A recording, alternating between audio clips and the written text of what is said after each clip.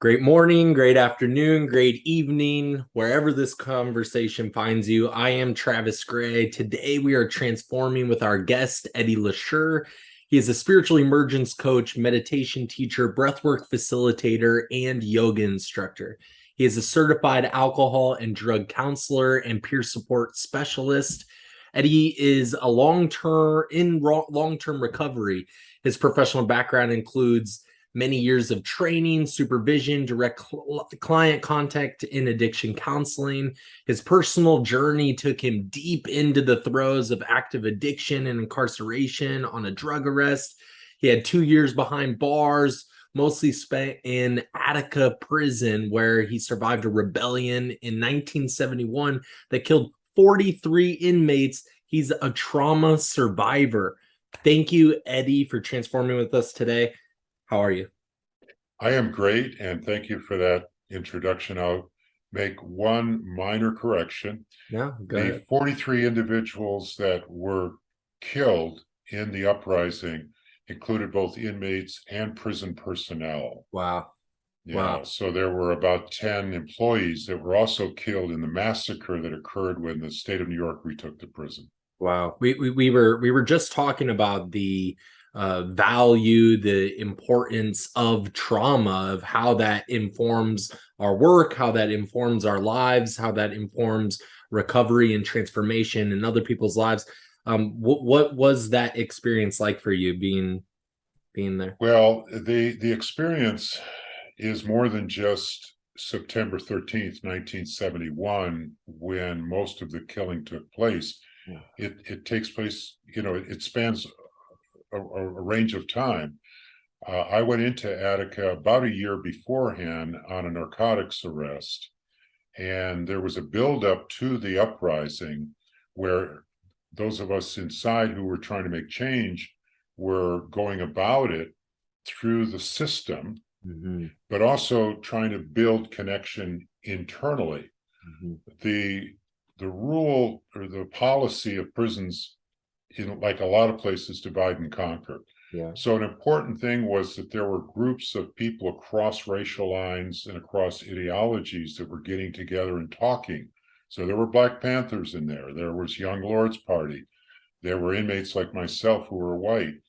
And then when the uprising took place, we just coalesced. Now, I was not in the yard. Attica consisted of about 2,200 inmates. Half of them were in the yard, D yard, for the 4 days that they controlled it. I was actually in punitive segregation, or what we called the box, because they had found out about stuff that I was doing. And so I got the reprisal and was thrown in the hole, which may have saved my life because I didn't get shot at. I did undergo a lot of physical abuse nonetheless. And as a result of that, despite the fact that I was not shot and killed and wounded, I am a trauma survivor Yeah. of that. And my life since then has been trying to carry the message about what happened back then and why it can happen again today, because nothing has really changed inside these institutions. Right. Wow. This is very timely because recently there was this I guess Joe Biden, our current president, he has decided to uh, give federal uh, give federal freedom to these people that have simple possession marijuana arrests, Yeah. felonies, and that I think that that's an incredibly big step in Mm-hmm. a great direction. I don't know if this is just a ploy for more votes or whatever the political uh, strategy is behind doing all of those things, but you're right. I think the prison system hasn't done a lot of movement in a direction that actually helps people transform their lives so that they can come out on better on the other side. Well, you're exactly right. And I remember when I went into Attica in early fall of 1970, Mhm. some of the guys in there were joking because they had just changed the name of the institution from Attica Prison to Attica Correctional Facility. Mm-hmm. And can I use off color? Is Whatever this you'd okay? like. Yeah. So guys were saying, what kind of bullshit is this? You Right. know, nothing's changed. It's just all window dressing. Yeah. So it's not guards, it's now correctional officers. Mm-hmm. So yeah,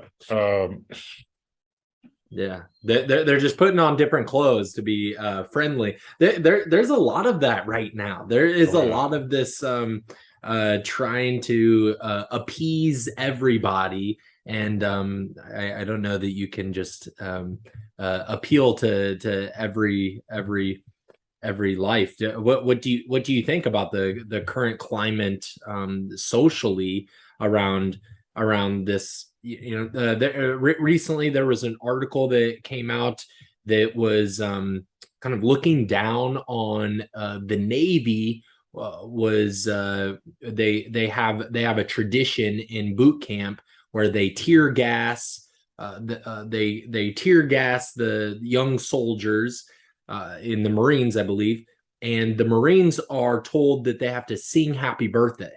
You have to sing "Happy Birthday." It's a part of a strategy because they are training to not have a trauma fight or flight response in situations that are highly provoking, highly triggering. With this tear gas, it's a training. It's not intent on abuse of those people. But now we have these articles coming out like we should be treating soldiers who are training to protect our country in nicer ways, kinder ways. What do you think about? Well, I've never been in the military. I was a draft dodger in 1968. I managed to keep from going to Vietnam, even though the government seemed to be interested in doing that to me. But I don't know how to train a soldier. Yeah. Okay. But I can tell you this, knowing what I know about trauma from my own personal experience, but also everything that I've studied, and that is once you traumatize people, you don't make them immune to trauma response, you heighten the likelihood of a trauma response. Sure. You know, I live in fight or flight Yeah. so much as I've done to try to address past trauma and everything I do to regulate my nervous system, I'm still easily activated, Yeah. even though it's 51 years since the uprising. Right. So I call into question, you know, that type of training technique and its Sure. efficacy. Sure, yeah, there definitely could be deeper study done on what is the best way for somebody to be trained to handle a situation like that rather than just put them through a traumatic experience Yeah. to deal with it. But it's awesome. I'm hearing this like 1971, 1968. You're right in the beginnings of the field of transpersonal psychology, which I'm heavily involved in the last 10 years. So, what has your professional journey been like? How did you get involved in this work? It's a long trajectory, Travis. Yeah. I think probably the genesis, which may seem like sort of a curious link, but I started doing yoga in prison. And I did it because I thought it would keep me from going crazy. So I ordered a book, had it shipped in, and started doing it in my cell. Cool. And I've continued to do that all this period of time. And I brought that up because I think that was the first time I started doing anything that connected the mind and the body. Mm-hmm. And the first time that I was really open to any kind of spiritual pursuit, because yoga, certainly, if you've studied yoga and do yoga, you understand that that component is an essential part. I mean, Yeah. yoga was originally developed to train people so that they could do meditation Mm-hmm. practices. And then in the early 80s, I got out of Attica in 1972, and I was an activist involved in that. But I also started, and I was doing political activism around the war, around women's rights, around migrant workers, all kinds of stuff. But eventually started a family, raised a family. And in the early 80s, I started meditating and started getting connected primarily to Buddhist traditions. Mm-hmm. So over 40 years ago, I started going to retreats and studying with teachers and developing a practice. So then you have another layer on top of the yoga. And then in 1985, I did a training in Phoenix, Arizona, where I was living, called Omega Vector, which still exists. The original founder has passed on, but it was a 4-day intensive where you go in and have this experience. It was cut from the old Est cloth. Est eventually became, well, now I think it's Landmark, but it's the idea you go in and have this experience. It's supposed to open up a window to how your mind works and how you function. So you understand. What kind of interventions are involved in this? Well, there's a group of like 50, 60, in my case, 70 people in the room, and you take them through all these processes that basically expose them to their mind states, to their belief systems, to their attitudes, so they can start seeing that what happens in their life is a direct result, primarily, of the choices they make. And those choices are based on how they look at the world and what they believe about themselves and the world. So they start looking at this. And we touched on core beliefs like integrity, the importance of keeping your word, and the fact that awareness is essentially essential, that if we don't have awareness, that we can't see what we're doing, make any changes. And people would come into these trainings, and I was involved in this for about 15 years, and many of them would literally transform their lives. I could keep you entertained for hours with stories. Wow. But this is important because it introduced me to the concept of transpersonal psychology.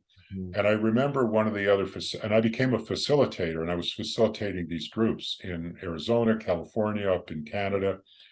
And one of the other facilitators once said, well, she just had a transpersonal experience, talking about one of the trainees. And I was like, what do you mean? And she broke it down. And then I started reading about this kind of stuff and studying it. And it's like, yeah, this is what I want to understand. Yeah. This is how I see us as humans, And I did that work, and my life evolved in various ways. I ended up living abroad for many, many years. And I spent 2 years, actually a year and a half, in 2 different Buddhist retreat centers. One was the San Francisco Zen Center temple at Green Gulch. I lived there. I also lived at another place in New Mexico. So I'm just continuing to deepen my meditation practice, started learning how to teach. I came to Asheville in 2009, and I met my partner, Margaret, who's my life partner and my business partner. She'd been teaching yoga forever. She's a certified trauma-sensitive yoga therapist. And I had also found recovery in 2007. And the reason I found recovery was that I ended up going to treatment. And at treatment, I got in touch with the fact that even though I never went back and shot heroin again after I got out of Attica, I continued to abuse substances. But it was strange because I would go for periods of time where I wouldn't touch anything, Travis. I wouldn't drink. I wasn't smoking pot. I never got back into cocaine and any of that, opioids and that stuff. But I would go for long periods of time and not use anything. And then suddenly I would find myself spinning and using, and I did it secretively. And I had so much shame because I'm thinking, hold on a minute. I identify as a Buddhist. I'm a yogi. I was also really into health and wellness and fitness, long distance runner. But what the fuck's going on? I'm out of control. And so I didn't understand it. So I go to treatment, and my first interview with the case manager is, she's got this clipboard and she's asking me all these questions. She goes, oh, so you were in Attica. Oh, you were there when things blew up. Oh, how did that impact you? And I go, I don't know. Yeah. And she's asking me all these questions, and I'm like, I don't know. And she puts the clipboard down and she goes, I don't think you really understand. You're not connecting the dots. I said, what are you talking about? She says, you were traumatized. Right. You're experiencing post-traumatic stress symptomology. Mhm. You're like this, you're like poster boy. Yeah. And so I understood that I would be going along fine, then I would get triggered, but I didn't have the wherewithal to understand what was happening. I certainly didn't have the coping strategies to deal with it. Right. So then, boom, I'm out of control. And the last time that that happened, I actually put myself in a situation where I thought I was going to die. I Yeah. mean, I could have easily died, but I didn't. I went to treatment, and then we started implementing protocol for interventions for trauma. The first one that was so helpful was somatic experiencing. Right. And Peter Levine, I'm sure you're familiar with, and many of Yeah. your listeners are. Yeah. And I had that intervention provided to me by a very, very good a meditation teacher who also had learned that skill. And that started really making a difference. Yeah. And of course, I continued my meditation and my yoga practice, and I can gratefully say that I have not used any street drug recreationally or used alcohol since April of 2007. I'm celebrating over 15 years of recovery. That's awesome. That's And incredible. it's because of my yoga and meditation practice and because of the work that I've had done addressing the trauma. Yeah. So, I love this theme of body informed trauma therapy that has mhm, began your trajectory even within that traumatic experience that you went through in Attica. You were doing yoga. You reached out. Something called to you to reach out to get this book, to order it in, mhm, do mhm. yoga while you're going through all of those things, and then we are often just not I hear this theme often of people that are so healthy, so involved in their engaged in their practices and things, and then have this contradictory piece because they're not getting the outside support that they need. Vegans that are smoking cigarettes, Yeah, it's like you're really emphasizing this important aspect of your life through your diet, but then you're ingesting this thing that is so opposite of yeah, that yeah, intention. yeah. So to kind of complete the trajectory to how I'm doing the work that I'm doing Yeah. is back in 2014, Margaret and I at this point had been living together. Mhm. And of course, she was teaching yoga. I was still doing yoga. I Mhm. wasn't certified as a teacher yet. And we were having a conversation. I can remember it like it was yesterday. And she said, "Well, Eddie, from what I understand, I mean, I know you go to 12-step meetings and stuff like that, but yoga and meditation has always been the foundation of your recovery. That's the thing Mhm. that's really kept you from returning to use, right?" And I said, "Absolutely." And she goes, "Well, there's all these treatment centers all over, and there happen to be a lot in the Asheville area here in Western North Carolina." And she says, "Well, do you think they would use like a meditation teacher or yoga teacher? Do you think they would be interested in having that as part of their protocol for people who come in?" And I said, "Well, gosh, I don't know, but I know who to ask." So the next time I went to my NA meeting, Mhm. I talked to a guy who was a clinical psychologist. He'd been in recovery for 30 years. And I said, oh, well, listen, I won't say his name, okay, but because I'm outing him, I'm not supposed to do that. Let's say his name is Bob. I said, Mhm. "Bob," I said, "I had this conversation with Margaret. What do you think?" And he goes, "Absolutely." He said, you should contact all these treatment centers and tell them you're a meditation teacher. She's a yoga therapist." She goes, "But here's what you do. We get you into the North Carolina system to be certified as an alcohol and drug counselor. Then you have this certification, and that makes you more marketable." Mhm. And he says, "I will do that. In fact, I will be your clinical supervisor." Yeah. I went, "Great." So then I got into the system and contacted these different places. And they said, "Yeah, come on in." So for about 7 years, we were going into treatment centers offering mindfulness, movement, yoga, meditation practices, in both substance misuse and eating disorder.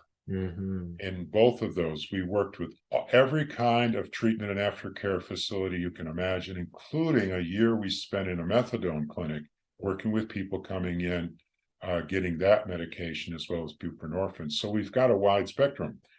But that work came to a screeching halt when the pandemic hit. So, and I will say in all candidness, we had a lot of problems with these different treatment centers. Sure. Because their loyalty seemed to be a one-way street. Okay. And so we would go in and we do these groups, and people would, they would tell us, "We love you, you're amazing. Oh, but we're going to let you go. There's been a budget cut." Yeah. And this happened many times. And so we don't work with treatment centers anymore. We know that they serve a useful purpose. And then the other thing is a lot of the people there, most of them aren't really interested in yoga and meditation. Yeah. And here's a big problem, is that if you're running an organization and you're telling your people coming through, your clients, I think it would be a good idea for you to do yoga and meditation, but you don't do it. No, nobody in leadership does it. The clinical supervisor doesn't do it. The therapists aren't doing it. And then we come in and we try to get them to develop a practice of just sitting for 5 minutes. Right. They won't do it. Right. They won't do it. So this is a big problem. So 2 years ago, it's like, okay, what are we going to do? Now, concurrent with the work in the treatment centers, we were also working with a local organization called Center for Spiritual Emergence that was started by the same guy that was our clinical supervisor, who was connected with people that you and I had a conversation with before. And we had a tremendous staff. So we would work with people in spiritual emergence and spiritual emergency. And one of the things that was used was ketamine for treatment-resistant depression. And that became our introduction to psychedelics. Now, back in my late teens and early 20s, I was using a lot of psychedelics, but it was all recreationally. Sure. And I didn't have any bad experiences. Did I get anything out of it? I don't know. Yeah. I had a lot of fun, but now I had an opportunity to experience ketamine because we were offered that opportunity so that we could understand the terrain that these people were in when we were working with them. And then we started exploring psilocybin, and we then, since then, have worked extensively with psilocybin, with ayahuasca, San Pedro, MDMA, LSD. So we've experienced all of those. And the Center for Spiritual Emergency has not been receiving clients now for over 2 years. It still has an active website. It presents the appearance of still doing its work, but it's not. And I just need to say that because I know people who've gone to the website who were in spiritual emergency, and they were desperately in need of support, and they reached out and did not even get a response back. So I'm sorry to hear that they didn't get that response back. So I do volunteer and have worked with the Spiritual Emergence Network. Yes. It has been difficult to maintain the sort of resources that are necessary to make that an operationable system for people to continue to get help that they need. And it's not exactly clear how people find out about that in the first place. Like maybe they find it in the back of an old book about spiritual emergency. They pick up an Emma Bragdon book and get lucky almost to find that. I know about the Center for Spiritual Emergence, and I know that there was some talk of maybe trying to work together, but that center, the CEN, the Spiritual Emergence Network, it does also have a list of directory. So the idea for people that don't know, The Spiritual Emergence Network, the idea is that anywhere you are in the country, and this is an international, there's an extension of an ISEN, an International Spiritual Emergence Network. But the idea is that if you were coming to an experience of spiritual emergency, you could find this website. So senusa.org. You could go to the Spiritual Emergence Network, type it into Google, and you could find a directory, a list of spiritually competent, spiritually emergency competent counselors, facilitators, therapists, licensed, unlicensed, a variety of professionals, and you could find somebody close to your zip code, so that you could interact with them personally. You could interact with them, get somebody close to you. And during these days of the internet developing and the pandemic keeping us inside, right now we're having these Zoom podcast conversations. It has divided the spatialness that you get with a facilitator, but it's so important, if you can, to find somebody near you to help you with the facilitating of that space, so that your spiritual emergency becomes a spiritual emergence. Exactly. Yeah, I absolutely agree with everything. And just to be clear, the Center for Spiritual Emergence is a different entity than SEN. Absolutely. And I'm not trying, it was a beautiful model and we did tremendous work, but the person that runs it has other priorities and other focuses, so it's not functional. So I just want to say that, because I don't want anybody, because I've talked to two people who almost committed suicide because they thought, finally I found help, and then I didn't even get a response back. So we need more of these resources. Yeah, we do. So when we were kind of thinking, what are we going to do? We wanted to do work in spiritual emergency and spiritual emergence. And so we both have gotten certifications. Margaret has gotten certified through ASSIST, ACISTE. Yeah, I was going to say that. Yeah. So she has certification as a mental health provider through them, and then through Emma Bragdon, who's wonderful. I got certified through IMHU as a certified spiritual emergence coach. And I haven't really done a lot of work with that, because what's happened is the interest in using plant medicines has skyrocketed to the point where we're getting tremendous amount of inquiries in that work, and that's been our focus. Yeah.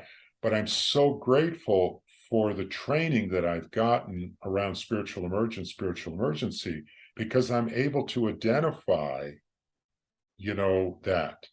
Yeah. And of course, I had my own experience of spiritual emergency 30 years ago, which I'm happy to talk about if you want to go into that. But I can see that.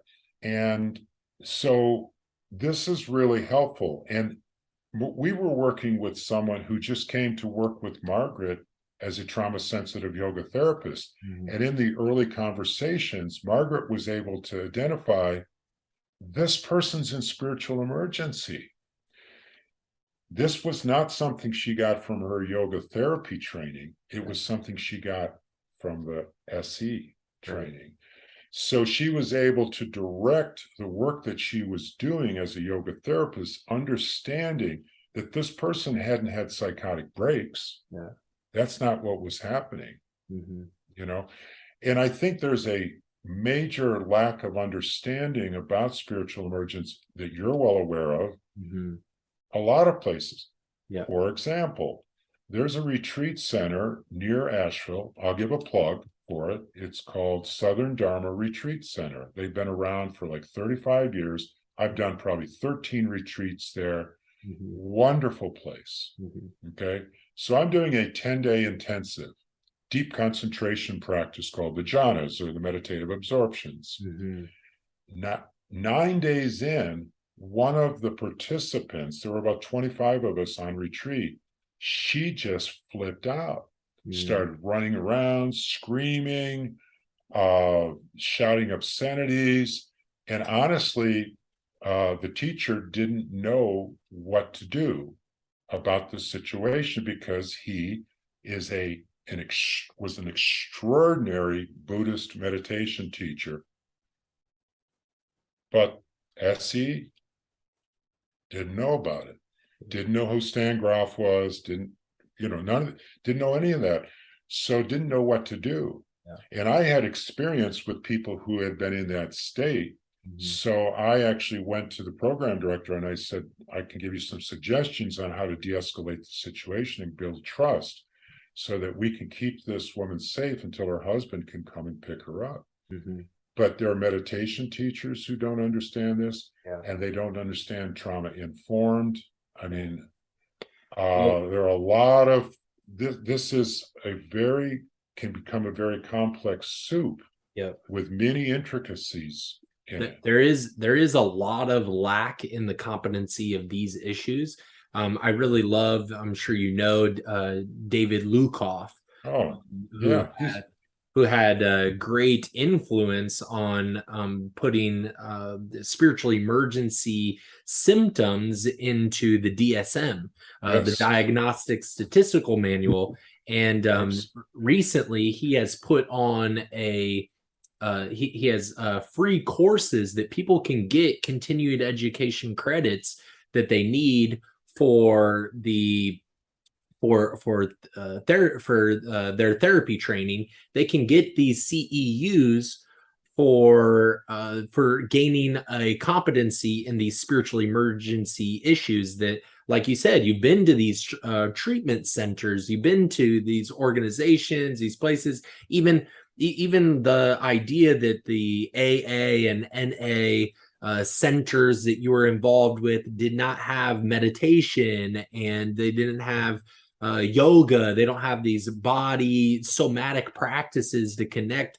How do they not have these somatic integrative practices, interventions, when they know that there is a profound, a distinct, a clear physical experience that is happening with the person and their relationship to substances, whether they're coming off or they're triggered by them. All of that has this physical triggering foundation. That the integrative work is really important. And I love how your competency in spiritual emergency issues has informed your other work, but also that is such an important piece of the increasing popular work with psychedelic experience.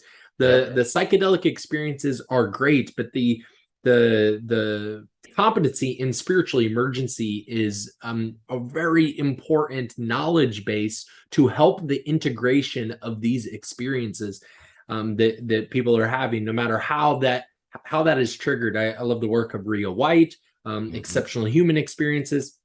So however those exceptional human experiences are happening in your life, it's really important that counselors, facilitators across many different organizations have at least somebody on staff that has a good understanding of these issues. Absolutely. And I can tell you this, the work that we do with psilocybin, with people who want to use it intentionally, and I just want to point out a couple things real quick. The work that we do, we don't provide medicine. These are people who are coming to us who basically want to use it intentionally, and they want to have proper set and setting. They want to do the preparation. They want to do the integration. And also, by the way, we separate that work out completely from the work that we do under our certifications. We've got disclaimers on our website. We're not counselors when we do the work. We're mentors. We actually have a DBA, separate business, everything. So it's clear, it's separate. But in the work that we do for preparation, and especially for integration, we bring in the body. We actually created a meetup group here in the Asheville area called Somatic Psychedelic Integration. And we focus on helping people understand how to bring the body in to the experience.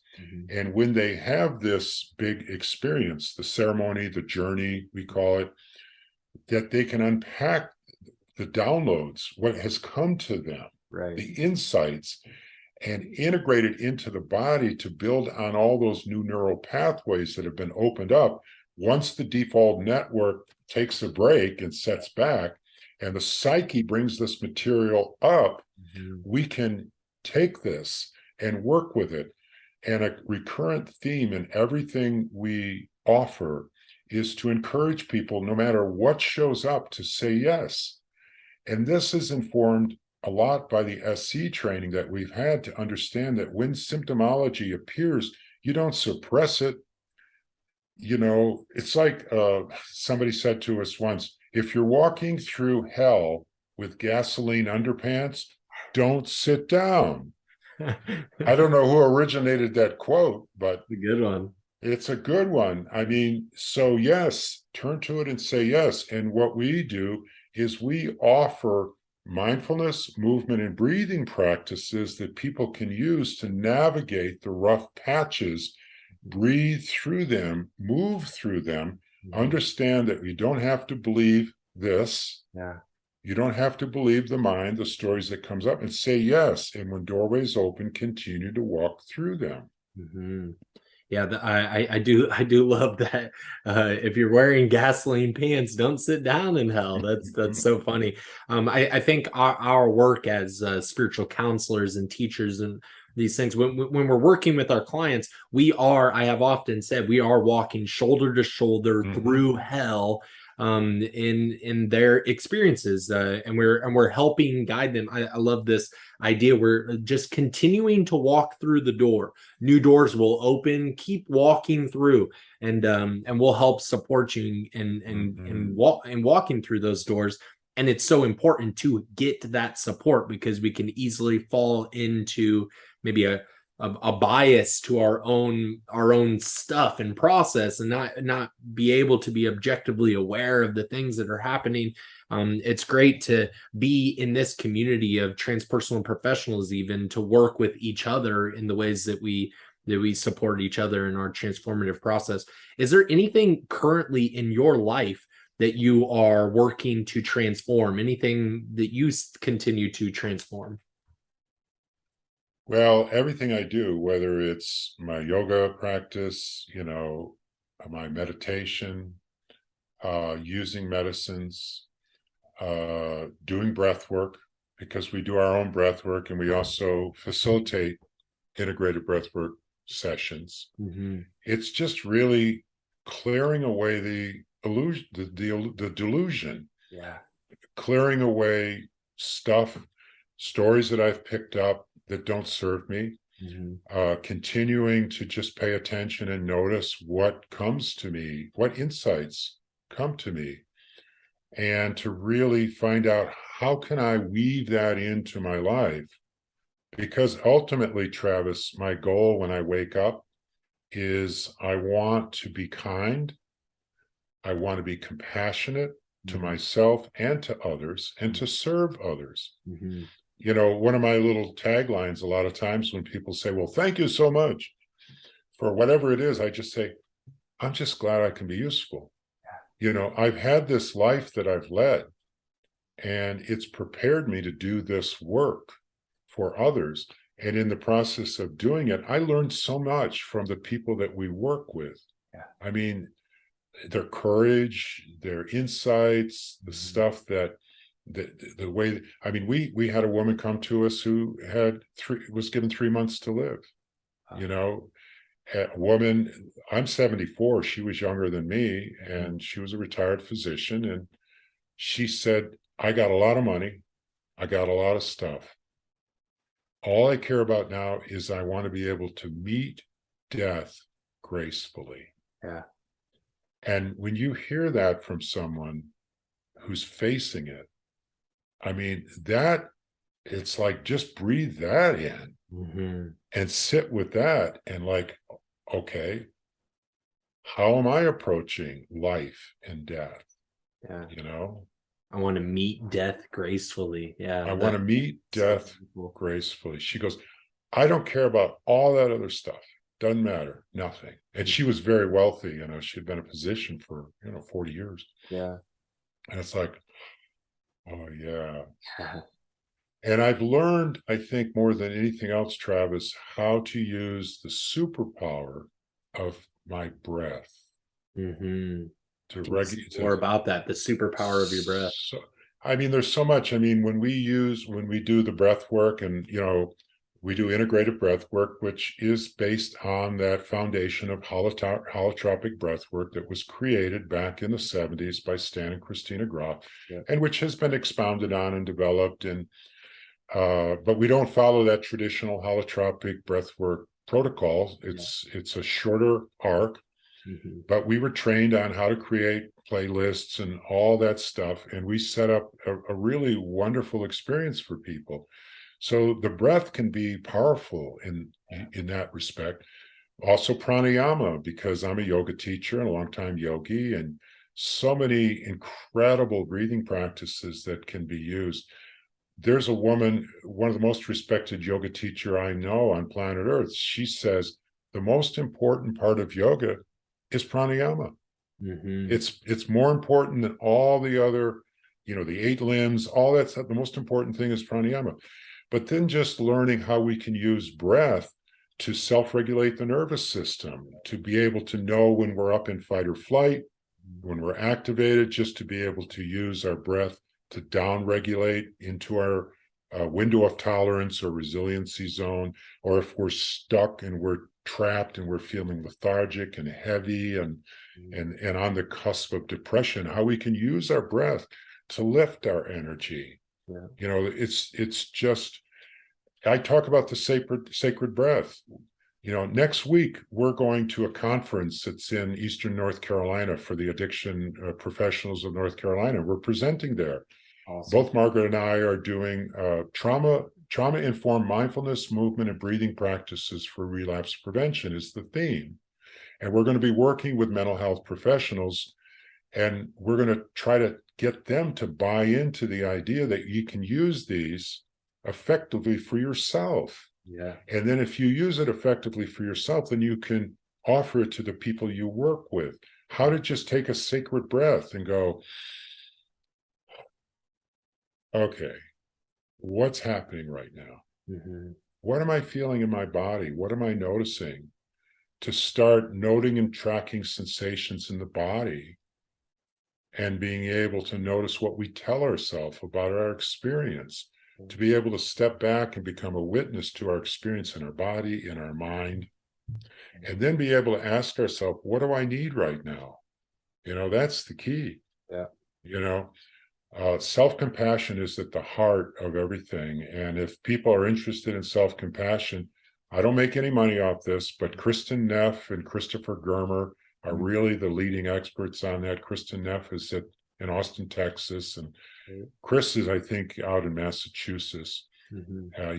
He's probably involved with those people out there.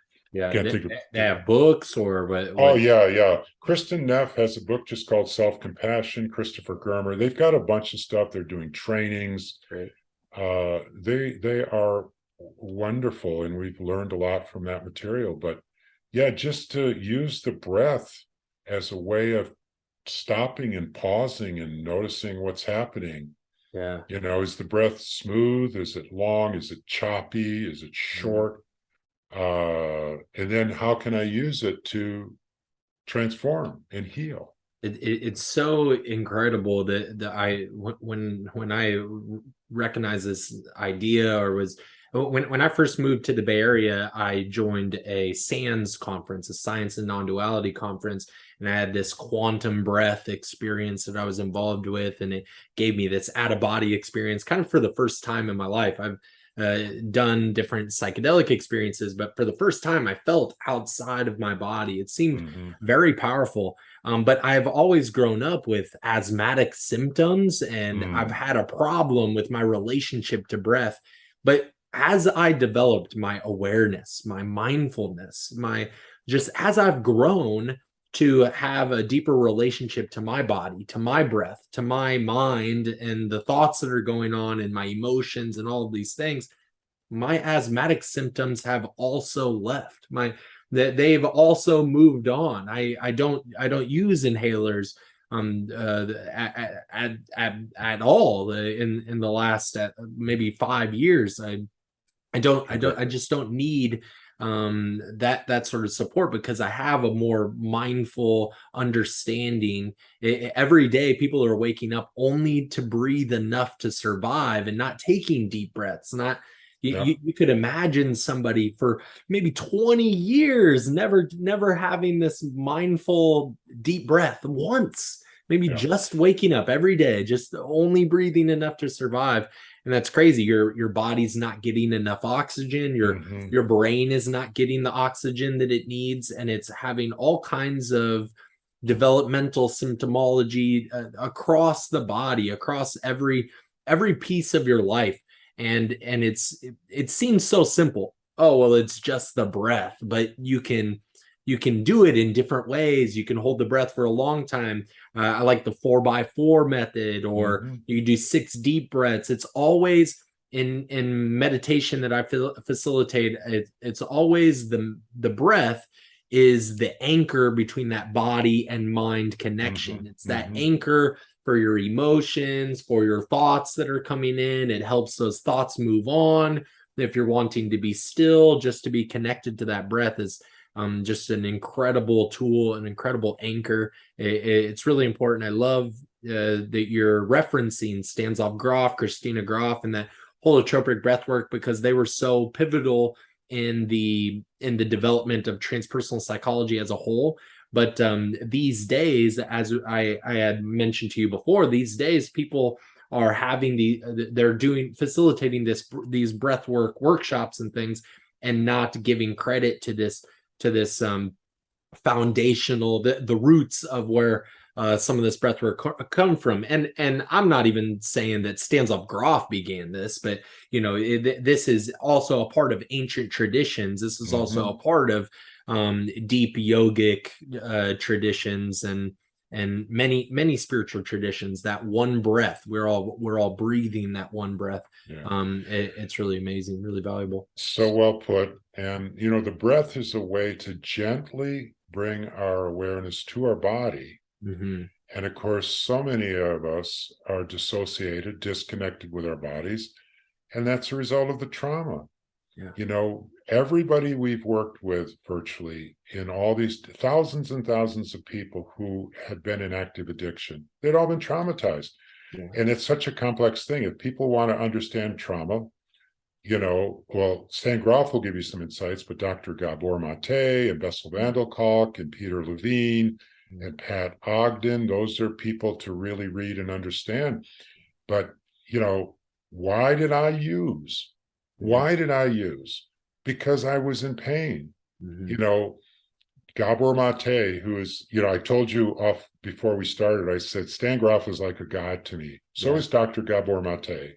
absolutely. And, he says people ask the wrong question when they encounter somebody who's on drugs. They say, instead of saying, why the addiction, say, why the pain? Mm-hmm. That's what we need to look at. I used because it was comfort seeking. Mm-hmm. And I didn't want to be in my body because my body terrified me. It hurt to be in my body. Yeah. So the breath is such a beautiful way where I can just gently go, okay. And then I can say to myself, I feel my feet on the floor or on the ground. I can feel the sun on my arms if I'm standing outside. So I can gently bring attention back in. Mm-hmm. And Margaret, I like the term she uses, we can dip our toe in to an experience gently, and everything we do is one of our taglines is simple steps to transform yourself. So many people think I have to do some major thing to change my life.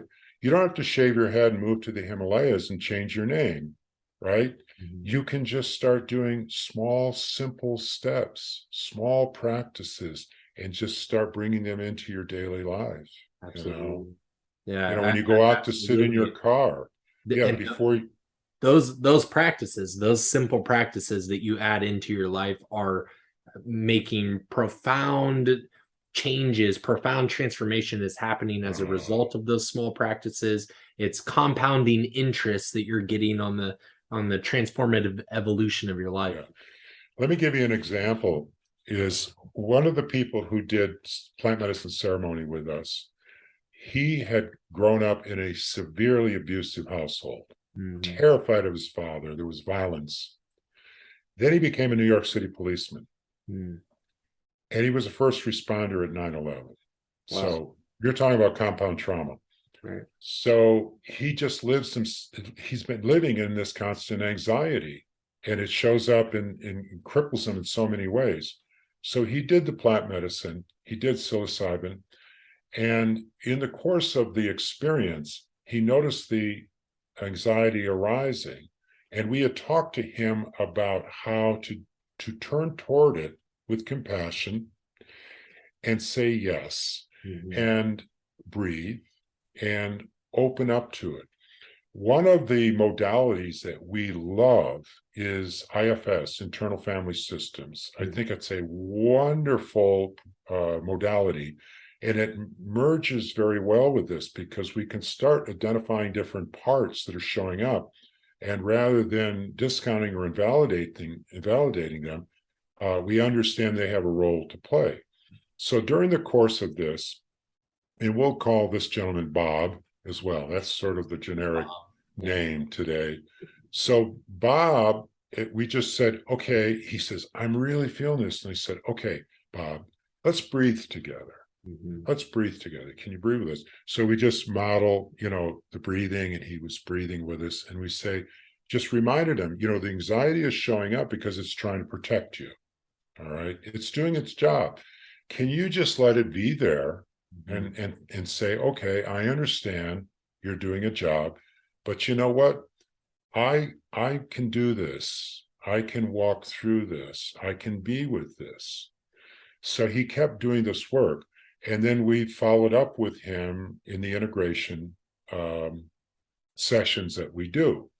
Well, there was another meetup group. There's several meetup groups in this area. This has become kind of a hotbed for plant medicine and psychedelic work here in North Carolina. In this part of Carolina. I can't to the Asheville area. Yeah, I always think of the West Coast having a lot of that, and maybe it being very lacking in the eastern side of the they're hotbeds. Yeah, and one of them is Asheville, and it's probably as big a hotbed as any place. Asheville has been referred to as the Boulder of the East. It's a pretty progressive area. Yeah.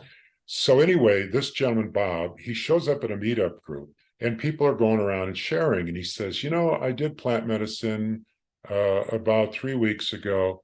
And he said, my issue has been anxiety. And then he briefly explained his background.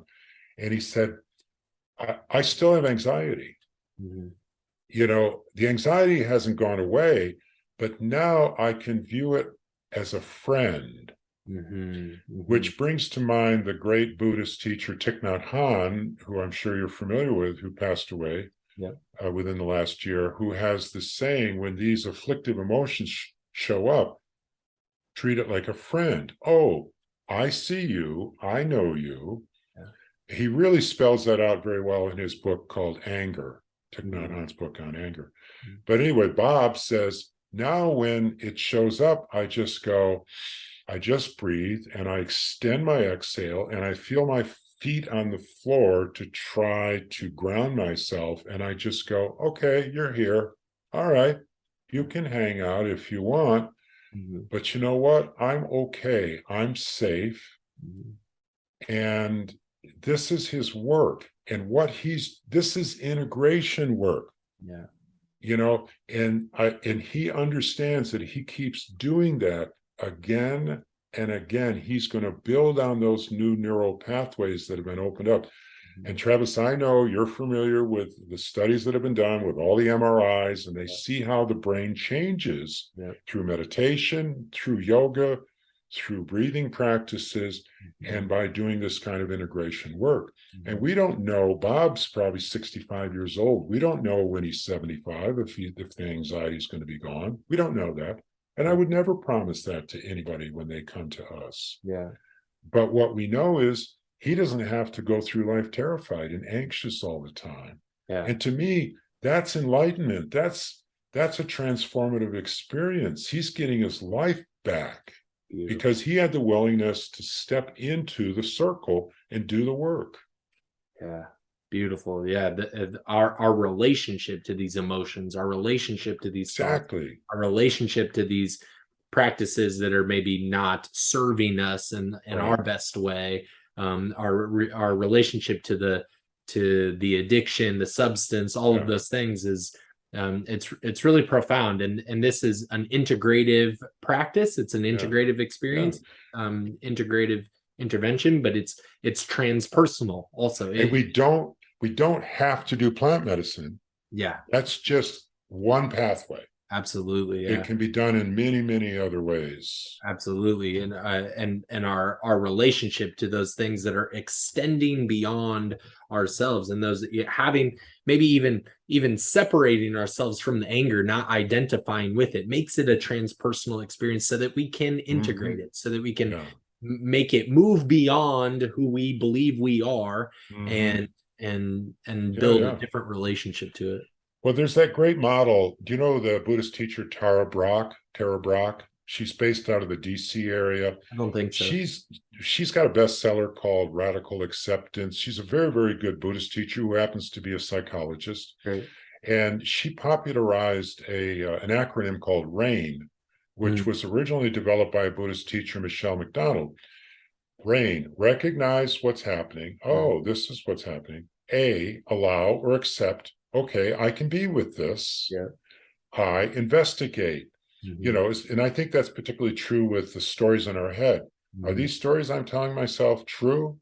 Yeah. Do I have to believe these? And then the N, non-identification. And I was explaining this to a group of guys in a residential aftercare program. We were kind of walking through the model, and we got to N and non-identification, and I had a handout, and he saw it, and he goes, this kid, I say kid, he's 22, not much younger than you are. And he says, is that the difference between saying I'm an angry person and saying I'm experiencing anger? Yes. I think I did a touchdown dance. Yeah. Yeah. You deserved a touchdown dance. That's amazing. Yeah. Well, what a profound insight to have, that I don't have to identify with anything that I do not want to identify with. I don't have to identify with this experience, this emotion that is coming through me. I can have a different relationship to it. I love that acronym RAIN. That's really beautiful. I love acronyms, but RAIN, that's a beautiful one. That's really great. So I love the intervention, the kind of tools that you've given us at the end of this. Is there anything else that you think would be helpful for people to know? I know you have a website that people can schedule a free discovery call at amindfulemergence.com. And from there, they can find all of your social media profiles and things. You're very active on LinkedIn. Is there anything else that you think? Well, the YouTube channel is A Mindful Emergence. I think I've got 182 videos. Awesome. And I've got them in different playlists, so they could take a look there and see if they want to follow. Like there's one just on self-care. There's just one on mindfulness. There's one on plant medicine. And so they can look and see if some of those videos are helpful. And I think that's a good resource. We've got some stuff on our website. There's a free toolkit that they can download. And Margaret put it together beautifully, PDF and audio files.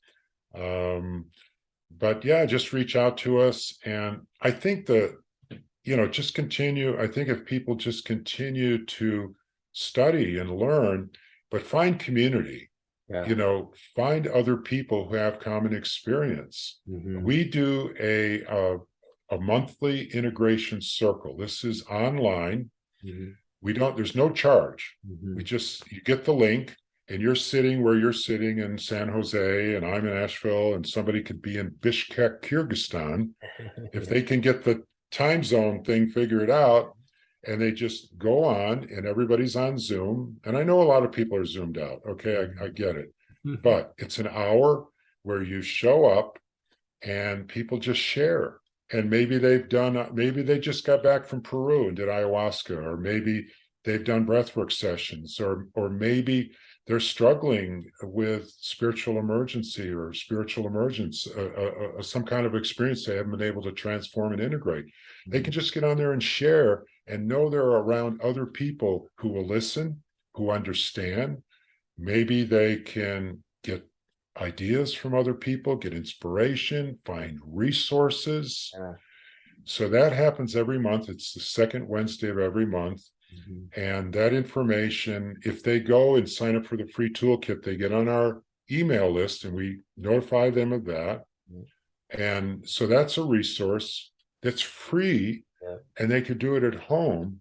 So look for and find resources and again, that. That's on a mindfulemergence.com. Correct. That's beautiful that you hold that group, and I echo that insight, that knowing that community support is so important, and to hear the stories of others, what they are going through, what they have gone through, what they have experienced. That's why I have conversations like this. It's so profoundly informative to us. We are social beings. We need others to develop, to grow, to build a better relationship to ourselves and others, for our transformative journey.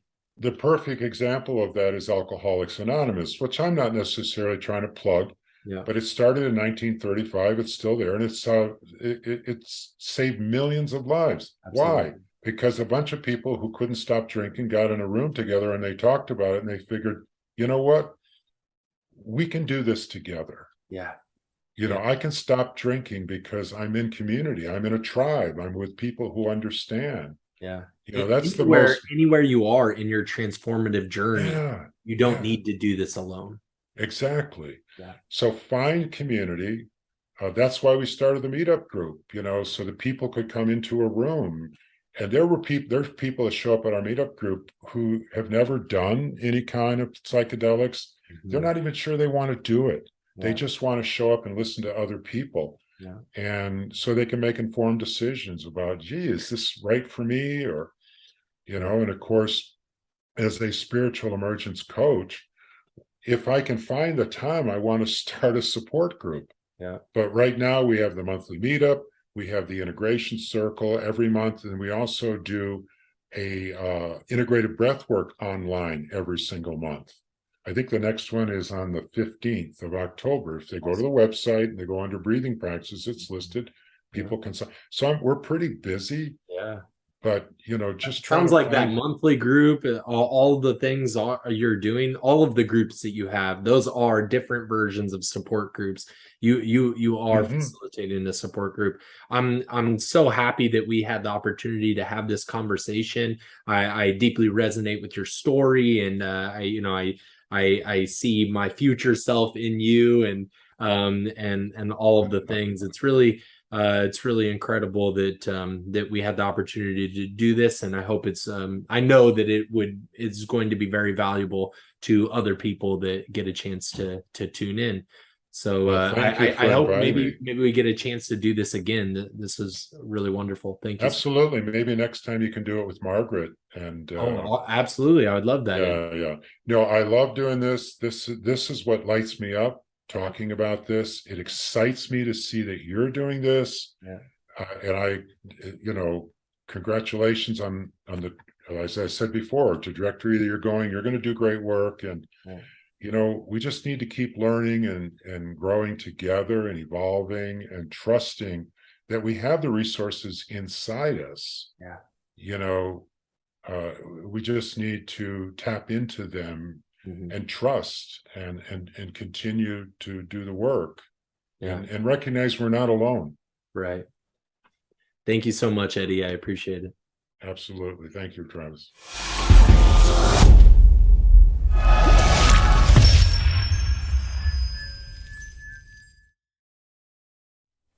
Make sure to comment, like, subscribe, follow me here, and check out that one and that one. Thanks.